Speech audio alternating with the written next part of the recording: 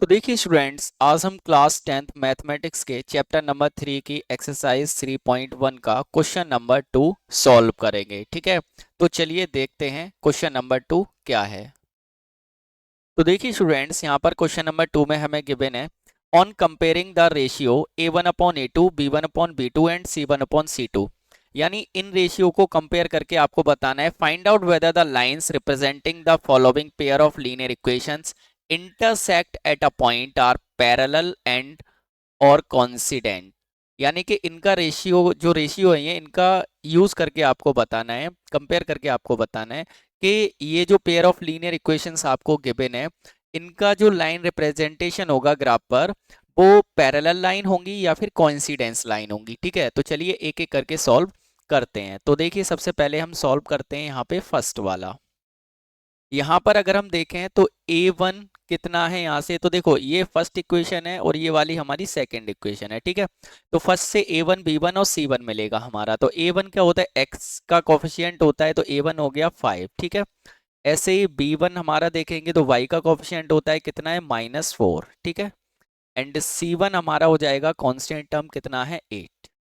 ऐसे ही a2 निकालेंगे तो a2 सेकंड इक्वेशन में x का कोफिशिएंट होगा 7, और B2 कितना है यहाँ पे देखेंगे 6 है, और C2 यहाँ पे कितना है, तो C2 है हमारा यहाँ पे -9। ठीक है, ये हमें यहाँ पर रेशियो मिल गए। तो यहाँ पर अगर हम देखें कि a1/a2 इक्वल कितना है 5/7। ठीक, और b1/b2 यहाँ पर कितना है -4/6, यानी 2 2 जा 4, 2 3 जा 6, यानी कितना आया यहाँ पे, तो -2/3। तो आप देखेंगे 5/7 जो है वो -2/3 के इक्वल नहीं होगा। इसका मीन्स हम कह सकते हैं कि a1/a2 नॉट इक्वल है b1/b2 के। तो जब भी हमारी ये वाली सिचुएशन आती है, ये कंडीशन आती है कि a1/a2 इक्वल नहीं है b1/b2 के, तो लाइन कैसी होती, इंटरसेक्टिंग लाइन हमारी होती हैं। सो लाइंस आर इंटरसेक्टिंग, इंटरसेक्टिंग। ठीक है, यानी कि जो लाइन होंगी इन दोनों इक्वेशंस की, वो कैसी होंगी, इंटरसेक्टिंग लाइन होंगी। ठीक है ना। चलिए अब यहां पर देखते हैं सेकंड वाला इसका। इसके लिए यहाँ पर एक हम लाइन ड्रॉ कर लेते हैं। ठीक है, अब यहाँ पर हम इसका सेकंड वाला सॉल्व करते हैं। तो देखिए सेकंड का सॉल्यूशन, यहाँ पे देखें तो a1 कितना है हमारा 9 है, तो a1/a2, a2 कितना है यहाँ पे 18 है। ठीक है, नेक्स्ट इक्वल b1 कितना है यहाँ पे 3 है, अपॉन b2 कितना है 6 है। ठीक है, इक्वल C1 कितना है 12 है, अपॉन C2 कितना है 24 है। मैं डायरेक्ट वैल्यू लगा दी, a1/a2, b1/b2, c1/c2, डायरेक्ट एक बता दिया मैंने आपको, मैंने डायरेक्ट वैल्यू लगा दिया। अब इसको सॉल्व करेंगे। देखिए 9 वन जा 9, 9 टू जा 18, 1/2, 3 वन जा 3, 3 टू जा 6, 12 वन जा 12, 12 टू जा 24, तो 1/2 सभी आ गया, यानी ये भी 1/2 आया, ये भी 1/2 आया, और ये भी 1/2 आया। विच मीन्स के a1/a2 इक्वल है b1/b2 के, और इक्वल है c1/c2 के। यानी कि सब कुछ जब इक्वल होता है तो आपकी जो लाइंस होती हैं वो कैसी होती हैं, तो लाइन होती हैं आपकी कोइंसिडेंट लाइन। ठीक है,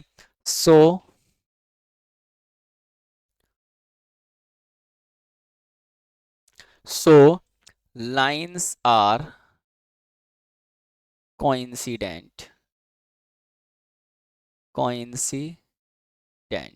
ठीक है, तो ये जो सेकंड वाली इक्वेशन और पेयर ऑफ लीनियर इक्वेशन है, इनके जो रिप्रेजेंटेशन होगा लाइन का, वो लाइन कैसी होंगी, कोइंसिडेंट होंगी, यानी एक के ऊपर एक लाइन होगी। इंटरसेक्टिंग का मतलब कुछ इस प्रकार से एक पॉइंट पे इंटरसेक्ट करेंगी, और इसका मीन्स होगा कोइंसिडेंट की कि एक लाइन है और उसी के ऊपर आपकी दूसरी लाइन होगी, ऐसे करके। ठीक है, सेम इसके ऊपर, ये कोइंसिडेंट लाइन होती है। इंट्रोडक्शन वाले लेक्चर में मैं बता चुका हूँ। ठीक है, इससे पहले 3 लेक्चर अपलोड हो चुके हैं। यदि आपने वो वाले लेक्चर नहीं देखे हैं तो उनका लिंक आपको इस वीडियो के डिस्क्रिप्शन में मिल जाएगा, आप वहाँ से जाके उसे देख सकते हैं। ठीक है, चलिए इसका थर्ड वाला सॉल्व करते हैं अब। तो थर्ड वाला अगर हम देखेंगे, देखिए solution number, question number third का, ठीक है। तो यहाँ पर देखेंगे तो A1/A2, ठीक है। आप यहाँ पे A1 B1 C1 की वैल्यू निकालेंगे इसी की तरह, मैं डायरेक्ट कर दे रहा हूँ, ठीक है। तो यहाँ पे देखेंगे A1 कितना है, यहाँ पे 6 है, अपॉन A2 कितना है, 2 है, ठीक है। ऐसे ही B1/B2, तो B1 कितना है, -3 है, और B2 कितना है, तो -1 है। देखिए माइनस बाई है यानी कि कुछ नहीं है, तो 1 ले लेंगे तो -1 हो जाएगा, ठीक है।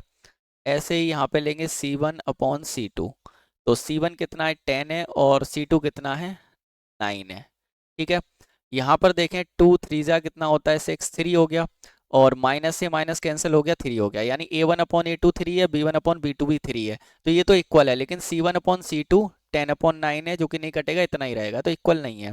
विच मीन्स यहाँ से आप देख सकते हैं कि क्या निकल के आ रहा है कि A1/A2 इक्वल है B1/B2 के, बट इक्वल नहीं है C1/C2 के।